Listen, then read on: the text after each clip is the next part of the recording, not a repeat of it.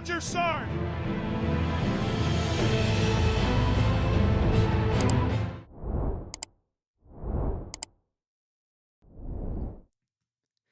Hey guys, welcome back to the channel. And on today's episode of Financial Readiness Fridays Mission Money, I have 5 things that can improve your quality of life. But before we do that, do me a favor, like, comment, subscribe, and hit that notification bell. And one more thing, today's shout out goes to Mark Sharp 709. And Mark says, I don't care what they have to say. I already lived my dream. If I do the whole 20, it's a bonus. And this is in reference to the video that I have of 5 pros and cons of joining the Army. If you haven't seen that video, I'll link it up here so you guys can go ahead and see it. So let's move into the agenda. So today, like I said, we're going to be talking about qualities, ways to improve your quality of life. And here's the agenda. And as you guys already know, we go into that PowerPoint.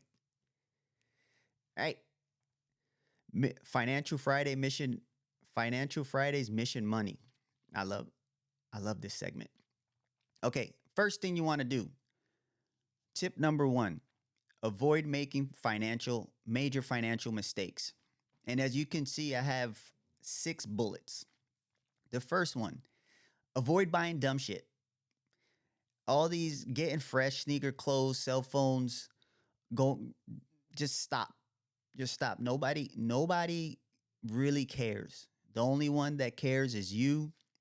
And at the end of the day, if you're putting yourself into a financial bind, those J's ain't worth it. If you're putting yourself into a financial bind, those Amiri jeans ain't worth it. That new iPhone is not worth it. Trust me. When you pull out your iPhone, 10 other people are pulling out the same one. So you're not doing anything special. Stop buying dumb stuff.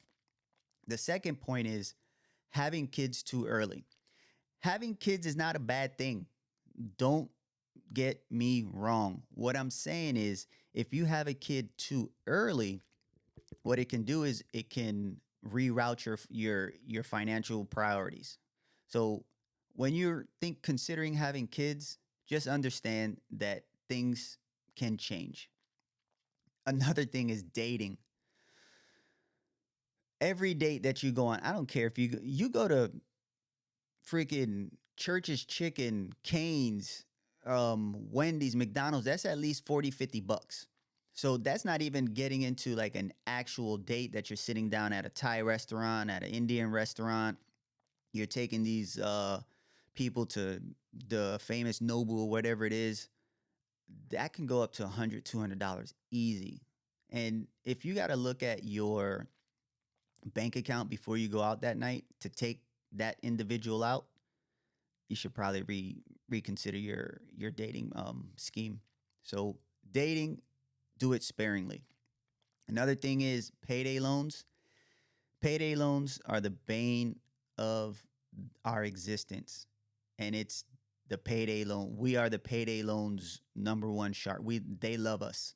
So these typically have high interest rates, and because you're taking a payday loan, you're paying so much back, it puts you in a financial bind. So it's kind of difficult to get out of these payday loans. If you've ever had a payday loan, you know that it takes months to get out of it because they're continuously hitting you with high interest rates. The next thing is avoid co-signing. If someone defaults on that payment, it goes on your credit report.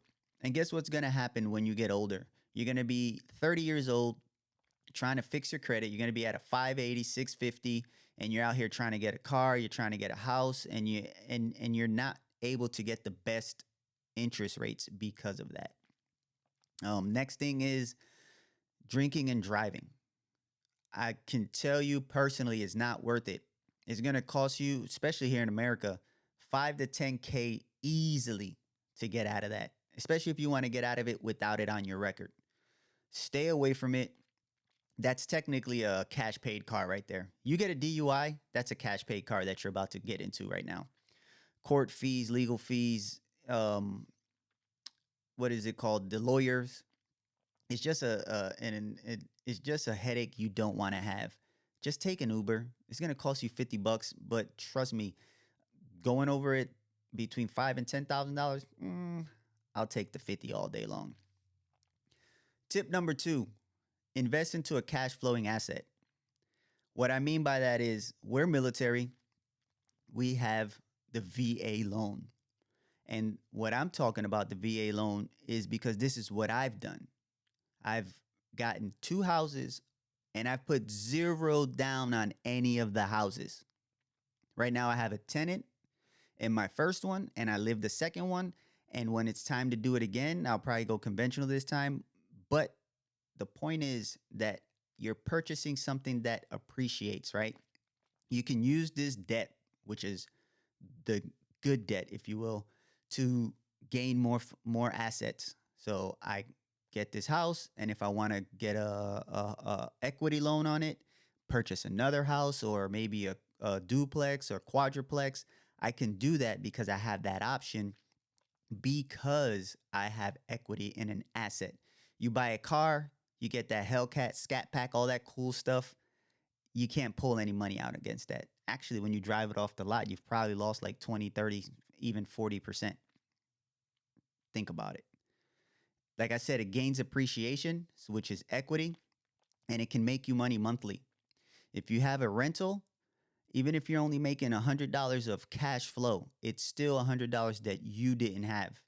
It can go anywhere from $100. It can go to $600, $700. It all depends on the market. It all depends on how much your mortgage is, how much that market is that you can rent that house. It's, it's just good to have. They have small tax benefits. And don't get me wrong, there's no one list of things that you can itemize when having a house. Like you have to put in money in order to get money back. It's more like rebates, but you have that option when you invest into a house versus you buying a car and buying that latest iPhone and getting all those J's and stuff like that. So those are small tax benefits. Then you have stocks, index, and high yield savings account. All that creates cash flow. High yield savings account. If you have your money in a regular savings account, figure get out of that. And I know the previous videos I said get a savings account and stuff like that. This is the beginning. Once you've mastered all your steps and you're getting there and you have enough money, that 3 to 6 months, now you're able to put that money in there into high yield savings accounts and get that 4.5% versus the 0.2% that you're getting in a regular account. So stocks, understand that this is not a get rich quick scheme when it comes to stocks. Maybe with Bitcoin, you could probably get some money real quick, but even that has slowed down. And make sure that you get a mentor, someone that is knowledgeable in the area. Don't just go into buying stocks all willy nilly and then you notice that you purchased the wrong stocks and it's just sitting there and it's depreciating. And then what people do is as soon as it goes down, that's when they sell. Weird. Just let it sit there. But yes, stocks, index, and high yield savings accounts. Next tip, tip number 3, make yourself debt free. Clean up your credit card debt. I promise you, you get out of credit card debt, you will feel much better. I'm not saying don't use credit cards because I have a video on the best credit or the top 3 credit cards that I'm using, and I use those sparingly. However, if you're sitting here with 5, 6 credit cards and you're at $1,000 one card, $2,000 another card, $6,000 another card, you need to get that under control. And I have a previous video, which I'll post it somewhere up here, that talks about the debt snowball method and how Dave Ramsey tells you to get that under control using that method. Personal loans, they're good to consolidate whatever you have, but get rid of that thing as soon as you can. So if your payment is, I don't know, $200 a month, double it.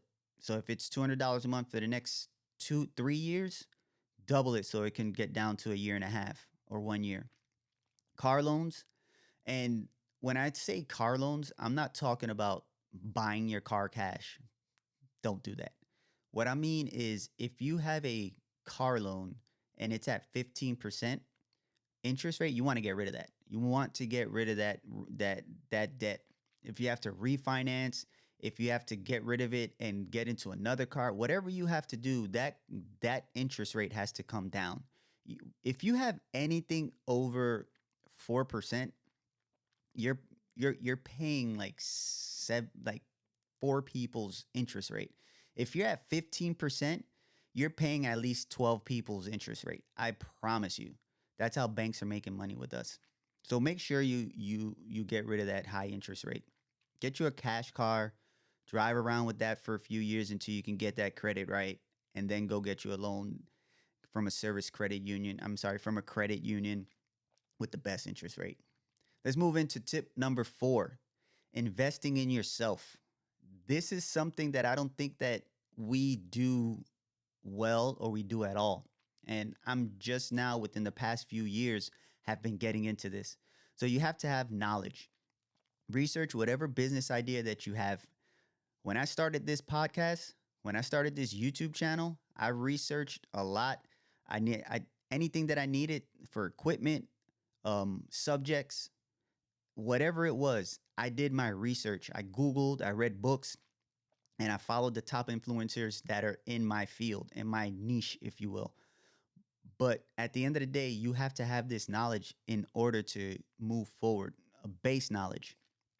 Get experience. And what I mean by get experience is it says right there, go to places where people frequent in your field. If you're going to be a YouTuber, you should be going to YouTube summits. If you're trying to be a real estate agent, you should be going to a lot of real estate summits.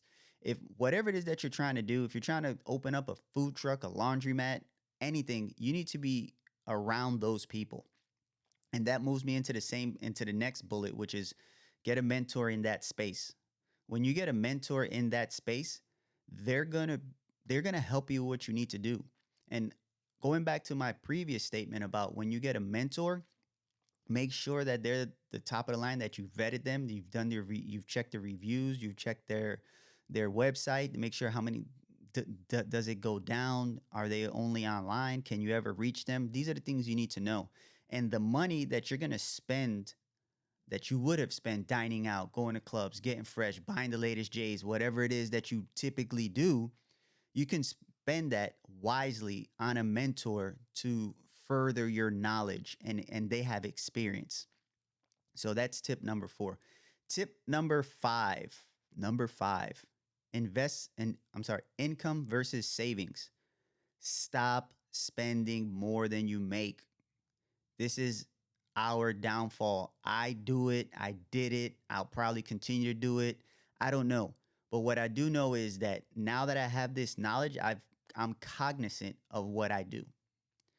I need you to understand if if your lifestyle is $1,000 a month and you only make $700 a month, you are monthly operating in the negative. So if you take, dang it, I got to do quick maths.